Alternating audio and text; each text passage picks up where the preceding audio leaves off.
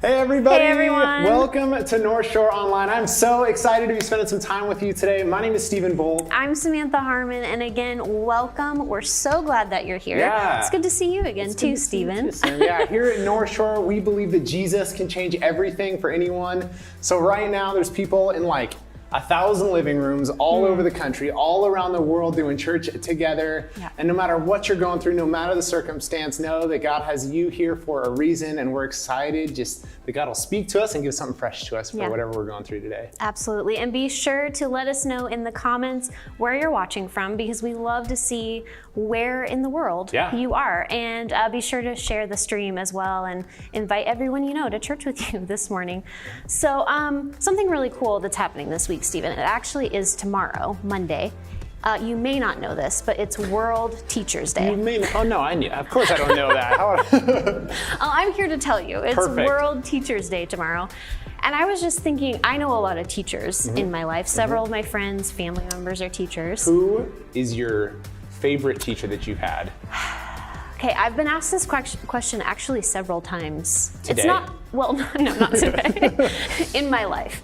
And okay, so some of you who know me may know that I was homeschooled from like 3rd grade through the end of high school. And so I didn't have too many different teachers. But I was in public school 1st and 2nd grade.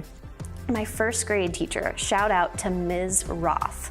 She was probably one of the best teachers that I've ever had. She was so kind and like creative, and just like I was so excited to go to school every day because I was just like, what is she gonna come up with next, you know? Yep, totally. Yeah, she's probably one of my favorite. What about you? I don't have as good a memory as you, so teachers' names and me. Well, I feel like the story that comes to mind was in 7th grade, we had a science teacher who we were going through this experiment where you like use this little cattle prod thing to shoot off a rocket full of water and like, woohoo. But me, and not me, a couple of my friends decided that it would be funny to take that cattle prod and touch it to one of the chairs that had little metal buttons on the bottom of it. No.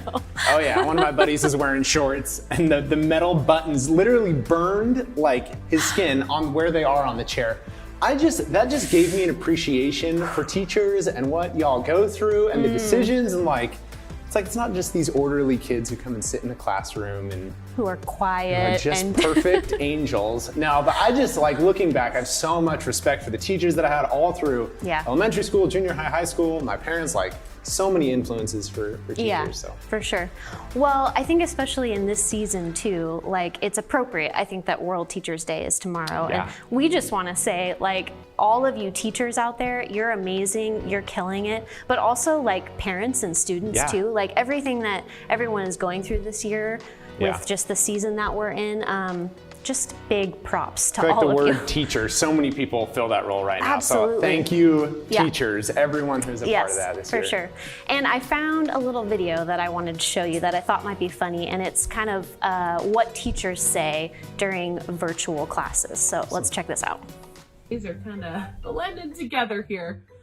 Yes, I do see you have your pajamas on today. Cool. Oh, you have pajamas on too. Yeah, they're SpongeBob. Ooh, yeah, rainbow unicorn pajamas. Wow, everyone's yelling what their pajamas are.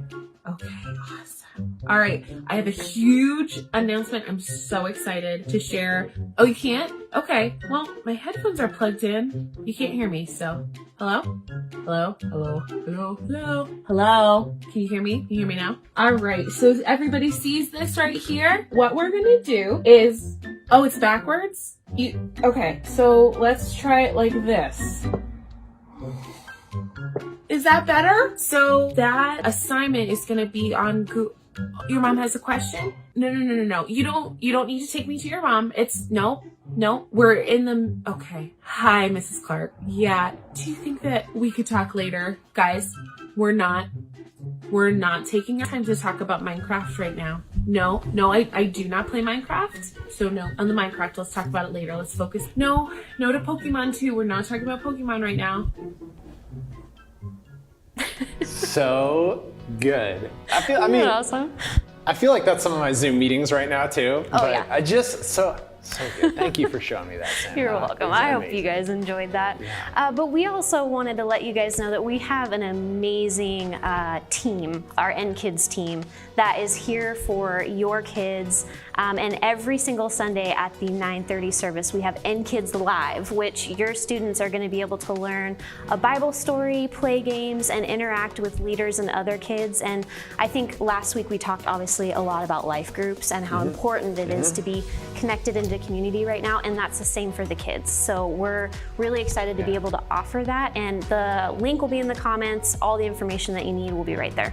Yeah, it's a great opportunity too, no matter what age your kids are in. Maybe they're students. You also can find information on the website, northshore.church, to find out what students have going on. And even online is awesome, but they are doing stuff in person, meeting up different times throughout the month, just to do stuff in person in community. Yeah. We don't want your students, your kids to miss out on that. So make sure to head over to northshore.church/connect, and you'll find stuff there for students and kids, and get involved. Yeah. And if you're just joining us today, we want to say welcome. I'm Samantha, this is Steven, and a special welcome to those of you who might be new. Maybe this is your first Sunday, you just happened to find this stream. Welcome to you, and if you're new, if this is your first time, please text us Northshore to 97,000. We'd love to connect with you and help you find your next step here at Northshore. But today we have an awesome opportunity here on our campus happening yet again, which we're really excited about. Yeah, I'm so excited. We did this last month and it was so good to see you guys show up, take communion together. And we were like, we just have to do that again. Yeah, like, there's no way we can't do that again. So coming up today from 1 to 3 right here in our parking lot, drive-in communion is happening again. So feel free to load up the car, bring the family, come to our campus here in Kirkland and take some communion with us in person. We'll have some prayer teams here as well to pray over you if you have anything that you need prayer for. And if you're not around our Kirkland campus, we'll have a video up on the website where you can go and take communion at your convenience. We encourage you, not only is it good to just take communion in community, but also it's just such a great reminder of why we do what we do. So it's good to pause and enjoy that together. Yeah, and with that video too, it's no matter where you are in the world, we can all do this together. Yeah, so, which is so cool. But hey, before we hop into our service today, we wanted to take a quick look back, as always, to last week and the message that Scotty brought us. So take a look at this. It's okay to miss going to church, but the church, it's not this building or this service, it's you. Wherever you're gathered in your life group on Monday night or Friday morning or Sunday afternoon, it's you. When you're getting to know each other, it's you. When you're confessing a struggle or asking a question, it's you. When you're serving each other or praying for each other or singing with each other or walking through pain with each other, it's you. And by the way, that's church the way Jesus did it. And that's church the way the first followers of Jesus did it for hundreds of years before there were buildings or budgets or cameras or colored lights. They met in homes, they shared meals, they prayed for each other, they walked through life with each other, they did life with each other. And the presence of Jesus, get this, was always with them, which is why if we want to get through COVID, if we want to not just survive this season as a church, but experience the presence of Jesus and the power of God and the fruit of the Spirit and the fullness of joy, it will not be based on the use of our building. It will be based on the health of our groups. It was such a good message last week, and when we met in our life group just this past week and got to chat about that message a little bit, it was so helpful just to be able to process that with my group. And it wasn't an easy conversation for us to talk about. I think just the church building, us not being able to come here, has been hard for a lot of reasons, but being able to process all of the emotions and feelings and things going on as a life group was so helpful for us. I know my husband Brian and I, we love our life group. We're so thankful for that community. So if you haven't had a chance yet to get connected into a life group, just head over to our website, northshore.church/connect, or send us a message. We would love to help find a group for you. But we're gonna hop into worship together. Again, thank you so much for being here. We're so excited you're here. Welcome to Northshore Online.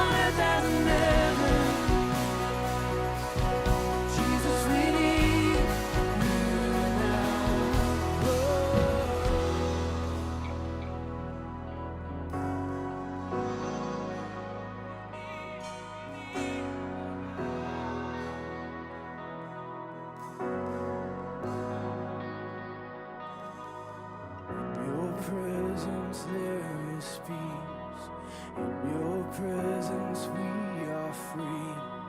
There's no better place to be. There's no better place to be. In your presence there is truth. In your presence mountains move. We forever run to you. We forever run to you. In your presence there is peace. In your presence we are free. There's no better place to be. There's no better place to be. In your presence there is truth. In your presence mountains move. We forever run to you. We forever run to you.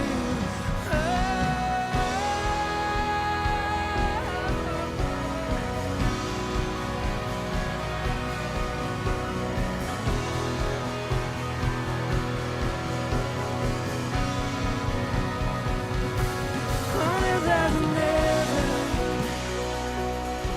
Spirit of God, pour out. Our hearts are wide open. Jesus, we need you now. Come, have your way in this place. Break our walls down. Spirit of God, pour out. On earth as in heaven. Jesus, we need you now. Oh.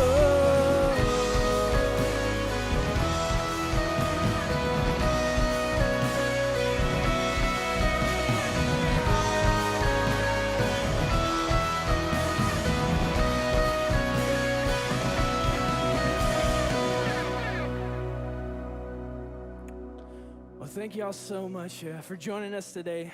My name's Mitch, and I'm on staff here. And today we have the amazing opportunity to take communion. And last month we did that in a different fashion. We had a drive-up communion, and we're going to be doing that same thing today here on our Kirkland campus from 1 to 3. So please stop by and receive that with us today. And if you're joining us and you're not near the Kirkland campus, we would also like you to participate, and we have some steps that can help you do that on our website at northshore.church, so please visit that. And if you don't know what communion is, this is just an experience where we can remember what God has done in our life, remember the sacrifice that He made for our sins. And I think that word remembrance has been one that God's been kind of teaching me more about. The past few weeks, I went home to South Carolina to visit with some family, as we had a few deaths in the family, and we were at the funerals, and funerals are always sad and a lot of tears, but after the services, we were all hanging out and talking, eating some food, and just remembering what they meant to us, remembering the impact they had in our lives, and remembering the joy that they brought to us. And I feel like the tears turned into laughter, and a little bit of that weight, that pressure was lifted. It felt like we could breathe. And I feel like a lot of times it's hard to see that in our lives. It's easy to see the darkness and all the bad things that are constantly happening around us, but God calls us to remember the good. And this song kind of echoes that. Remembering how God is faithful, remembering how God keeps His promises. So we just invite you today to sing along with us. And if you want to, we would also invite you to take this time, listen to the words, but meditate and remember the good that God has done in your life.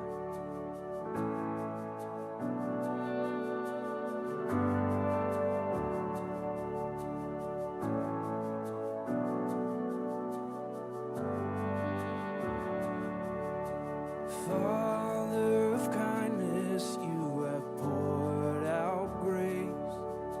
You brought me out of darkness, you have filled me with peace. Giver of mercy,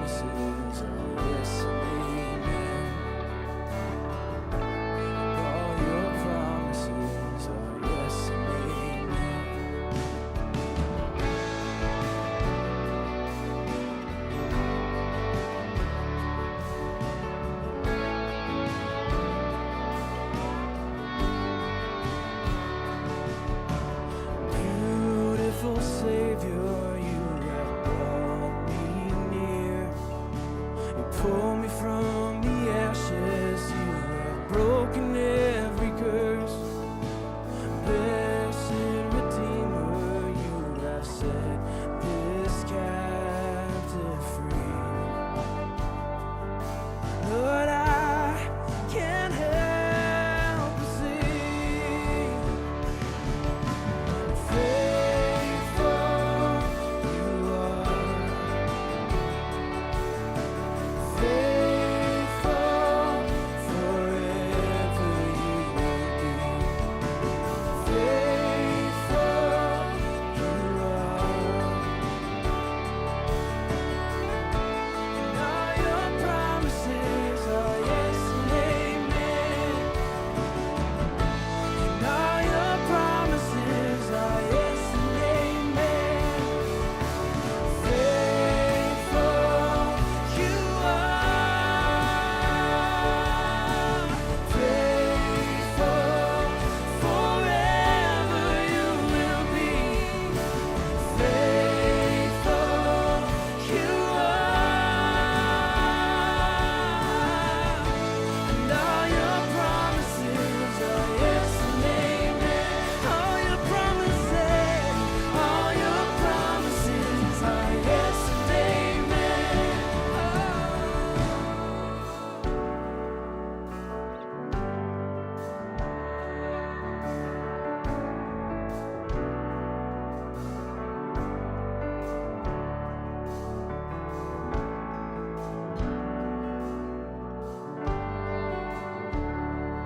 I will rest in your promises. My confidence is your faithfulness, and I will rest in your promises. My confidence, oh, you are faithful, and I will rest in your promises. My confidence is your faithfulness, and I will rest in your promises. My confidence, you are faithful. Faithful you are. Faithful forever you will be. Faithful you are. All your promises are yes and amen. Faithful you are. Faithful forever you will be. Faithful you are. And all your promises are yes and amen. All your promises are yes and amen. And all your promises are yes and amen.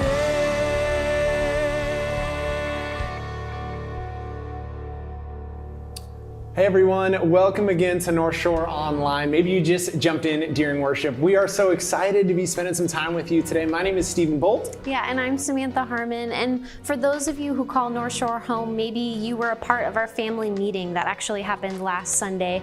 And our fiscal year just came to an end, and we got to look back over this past year and see all that God has done through people's lives, baptisms, and kids, students, life groups, and our whole Together For campaign. It's been so encouraging to see all of it. I was just talking with someone about my favorite part of being a part of this North Shore community. And one of the things that came to my mind was just being a part of each one of those life-changing stories.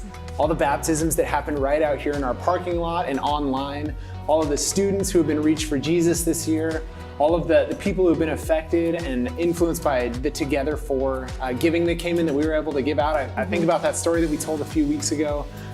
Just where these these people that are needing help right now, and we're able to be the hands and feet of Jesus and give them the help they need to pay their rent and put food on the table and these basic needs. And that's all because of the generosity of this church and the people that God is bringing to us. So thank you guys, for those of you that give, for being a part of that. And if you haven't taken that step of giving yet, I wanted to encourage you that today is the day to do that. I can promise you that you will look back years from now to this date and see God's faithfulness playing out from that point right now that you made the decision to partner with Northshore and be a part of what God's doing through this church. It's an incredible opportunity, and I don't want you to miss out, so I'd encourage you to take that step today. Yeah, and I know we can't wait to see what God's gonna do this next year. Like thinking back on last year, how incredible all of that was, and now thinking what's going to happen this next year. I'm so excited. So if you'd like to give, go to northshore.church/give, or check out the link in the comments that our hosts are posting for you. But we are really excited to hop into our message today. Scotty's bringing us another great one in our series. Now is the time, so let's go.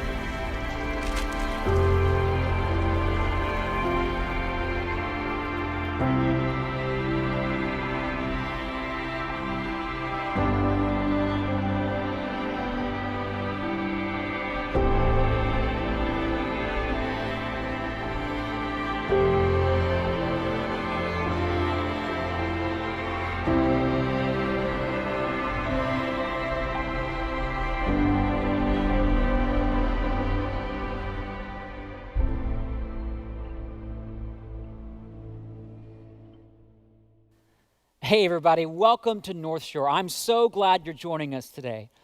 We're in a series called Now is the Time, and if this is your first time with us, I'm really glad you're here because I think today's message will give you a clear picture, not just of what we want to be doing as a church, but what Jesus wants every church to be doing. So I thought we could start with a little thought experiment. So here's the question. What comes to mind for you when you hear the word church? Any thoughts, ideas, maybe some memories? Maybe for some of you, church brought to mind a building like this with a steeple out front and a cross.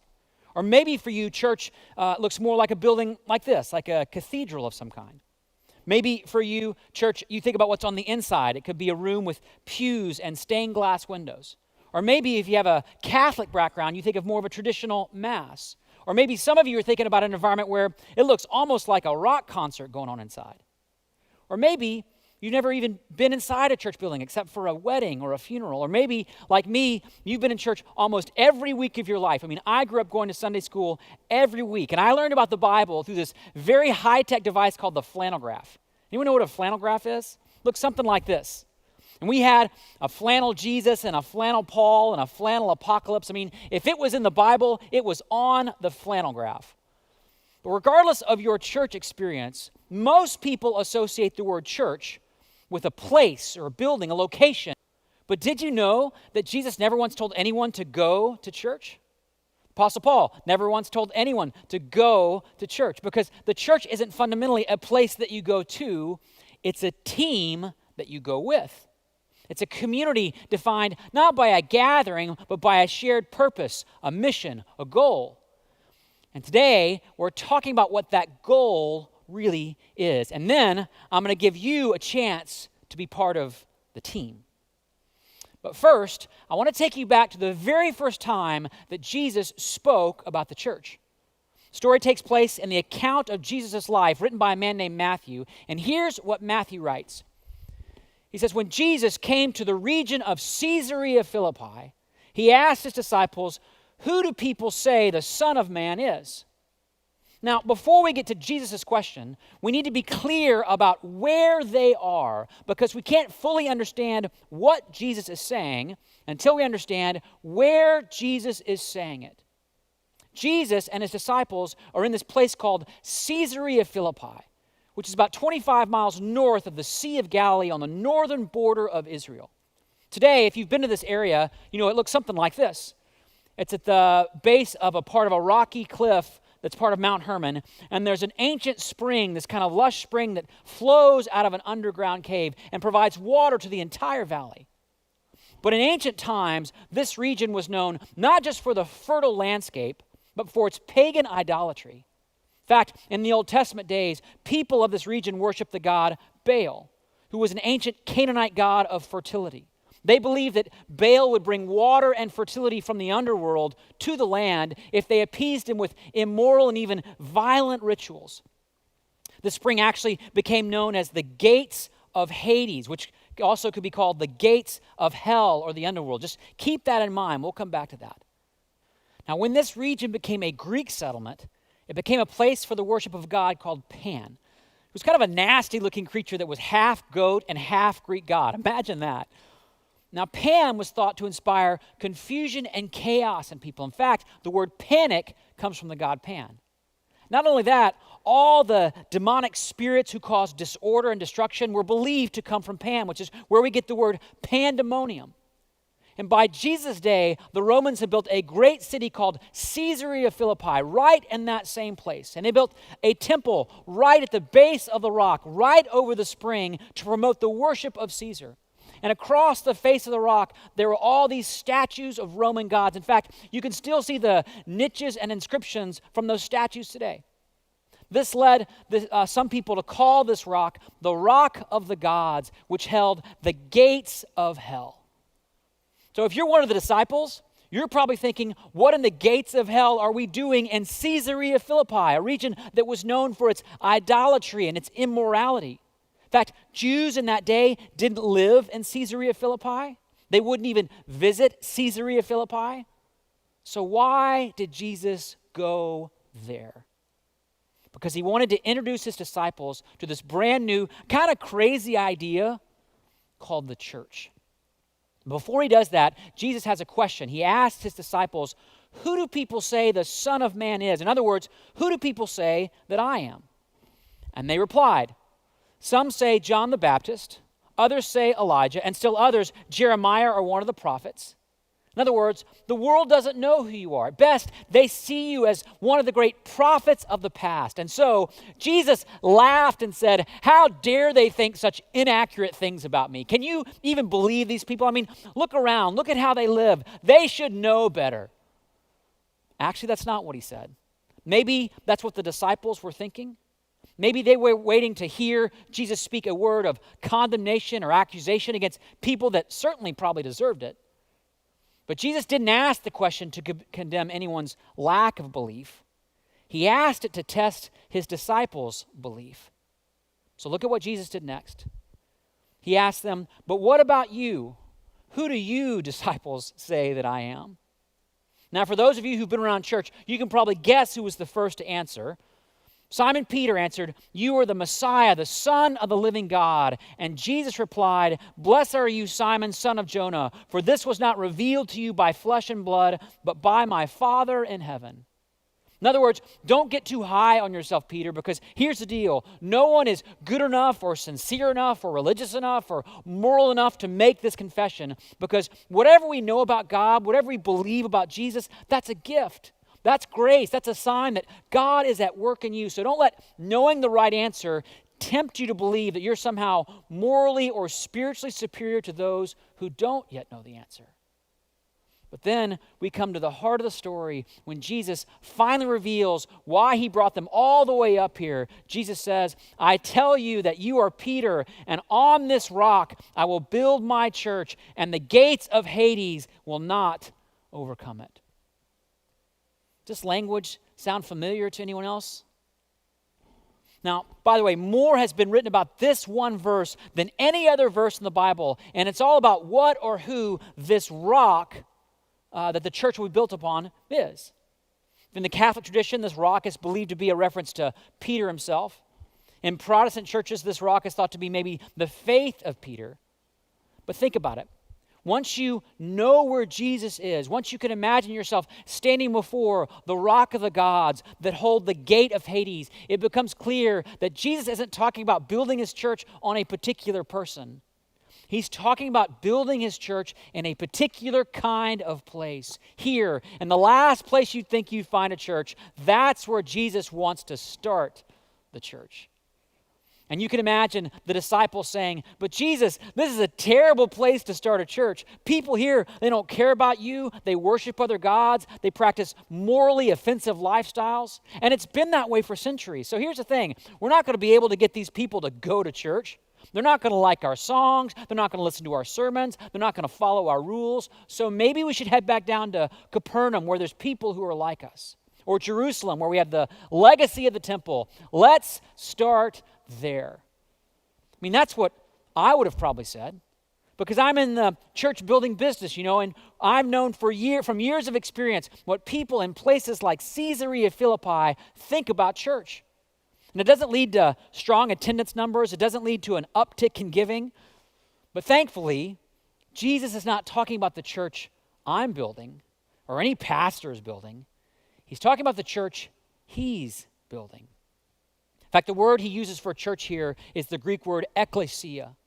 Ekklesia. In fact, whenever you see church in the New Testament, in the original language, it's this word ekklesia, which is a combination of the word ek, which means out, and a version of the verb kaleo, which means to call. So an ekklesia isn't just a community that gathers together, it's a community that's been called out or sent out for a purpose. For example, when a quarterback huddles the offense together, it's not so that they can stay in the huddle, it's so that he can send them back out to run a play. It's a football ekklesia. When Nina calls me and the kids together and says, we're out of ice cream, we don't just sit around and debate the merits of chocolate chip versus vanilla. We get in the car and go buy both because we're an ice cream ekklesia. So when Jesus says, on this rock I will build my church, my ekklesia, he's not calling us to stay in the huddle or to sit around and debate the merits of choir music versus modern music. He's saying, I'm calling you together so that you can go out and reach places like Caesarea Philippi. Places where marriages are failing and families are broken and addiction is flourishing. Places where lust is rampant and greed is rewarded and sin is celebrated. Jesus is saying, I'm calling you to go out and give your life for people who think that God is a myth and faith is a crutch and the church is a joke. Why? Because that's what Jesus did. And if you want to know where Jesus set the bar on this, if you want to know what the team goal is, just look back at what he said. On this rock I will build my church, and the gates of hell will not prevail against them. You see, unlike what you're hearing from some churches and church leaders out there, our battle is not with a political party or a social movement. We are at war with the power of hell itself. And here's the good news, that war is over. Because, and this is why it's so crucial that we remember who Jesus is, that he's not just a great teacher or powerful prophet. He's the Son of the living God. And when the Son of the living God died on that cross and walked out of that tomb, sin lost, death lost, hell lost. And the church's job, well, it's pretty simple. We're here to partner with Jesus in putting hell out of business.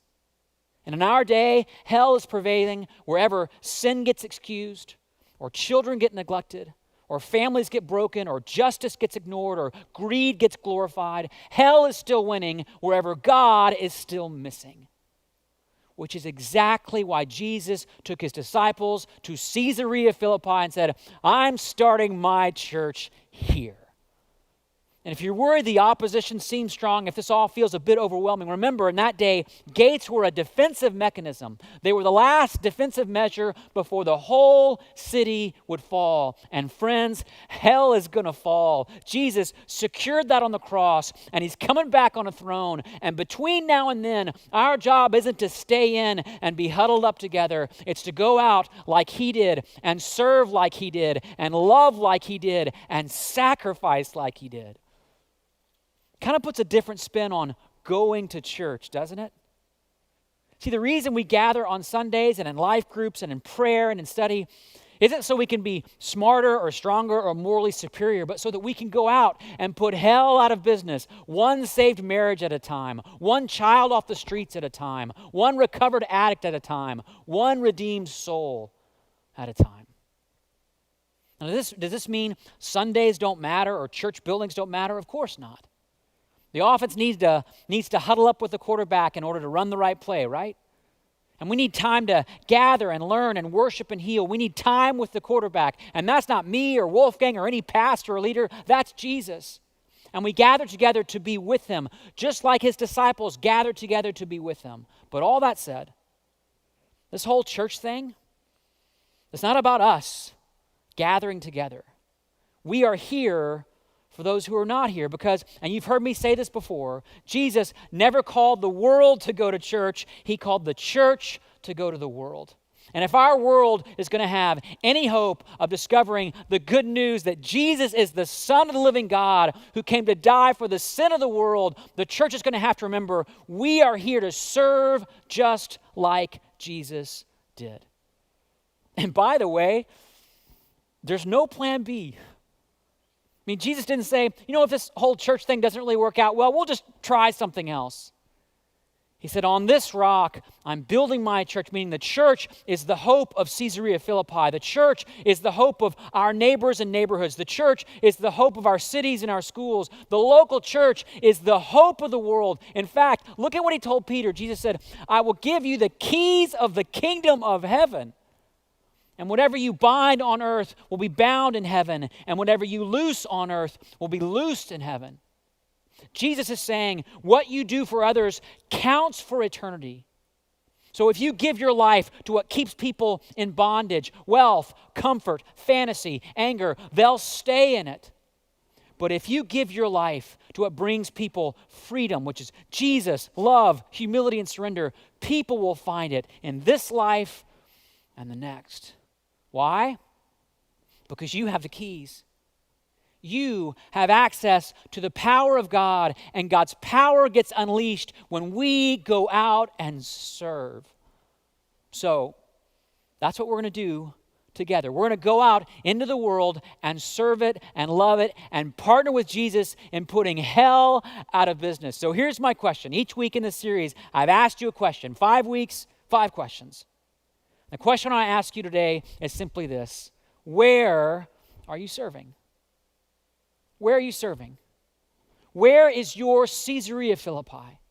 Where do you see the gates of hell still prevailing? It could be in the life of someone who has a need. Could be around a systemic issue like injustice or racism.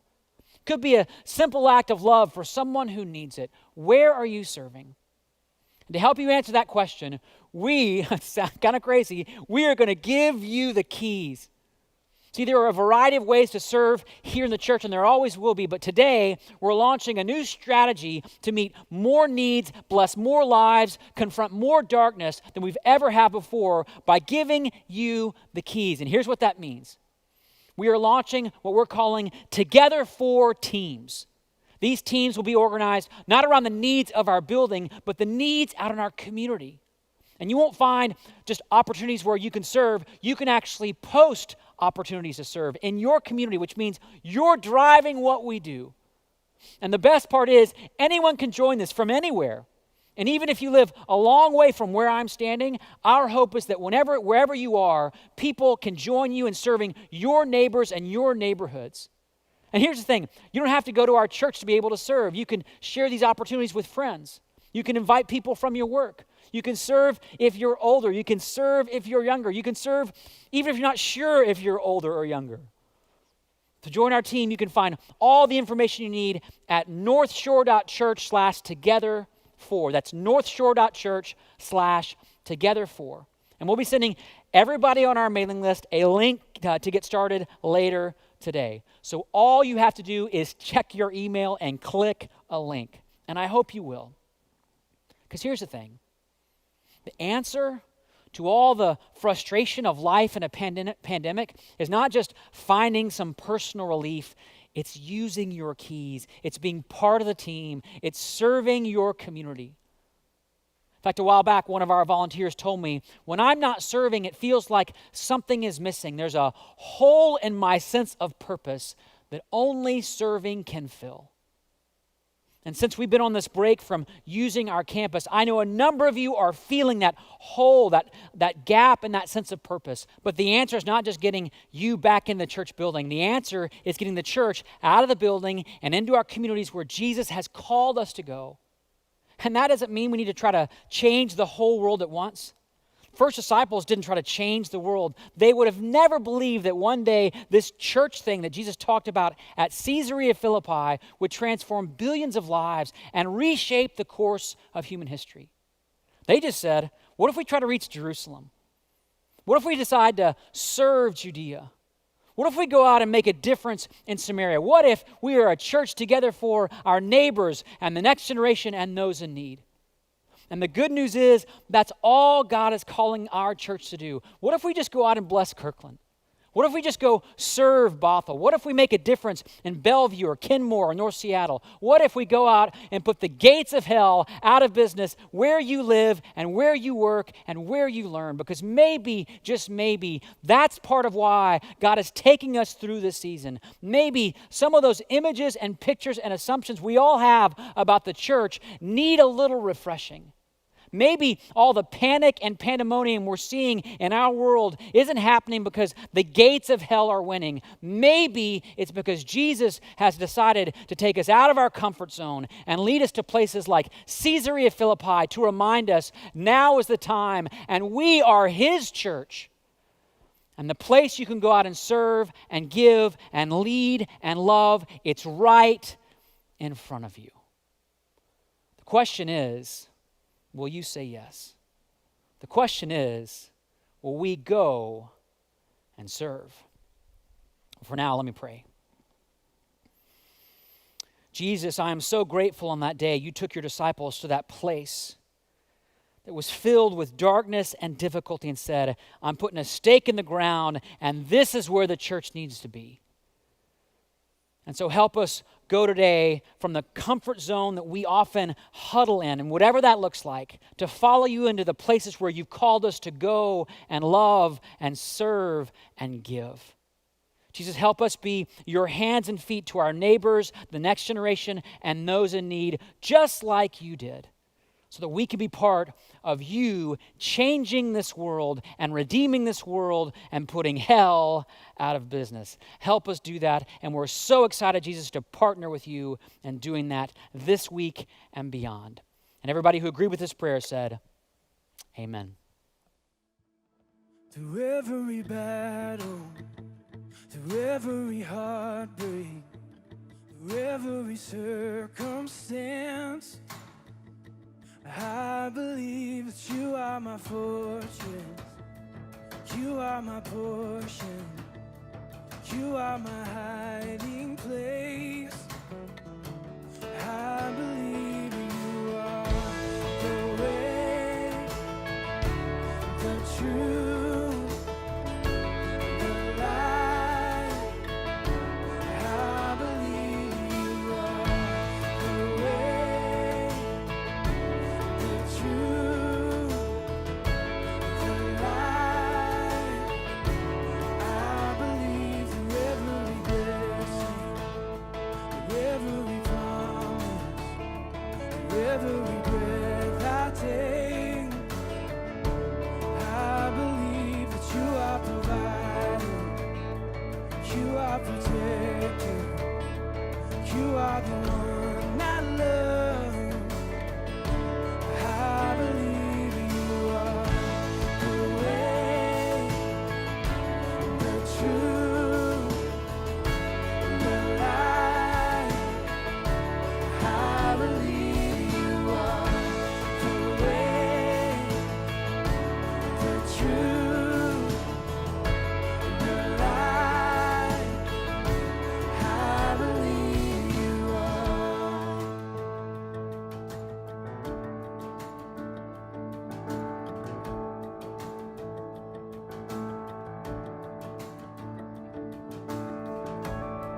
It's a new horizon, and I'm set on you. And you meet me here today with mercies that I knew of. All my fears and doubts, they can all come true because they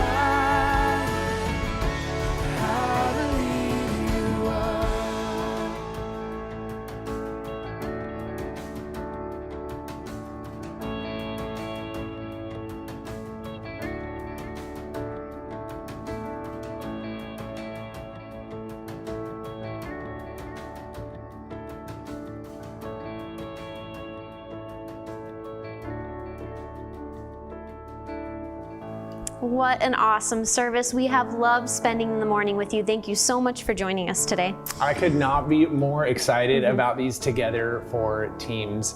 No matter where you're watching from, you can call Northshore home. Just head to northshore.church/together4.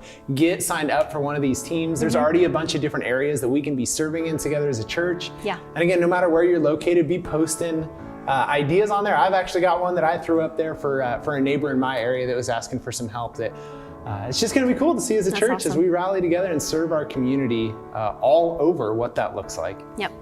And we are so excited to see so many of you here on our campus today for drive-through communion, 1 to 3 p.m. Go ahead and come on by and celebrate communion with us. And as Stephen said, go and get signed up for that Together for Teams. And we'll see you guys again very, very soon. Yeah, thanks guys.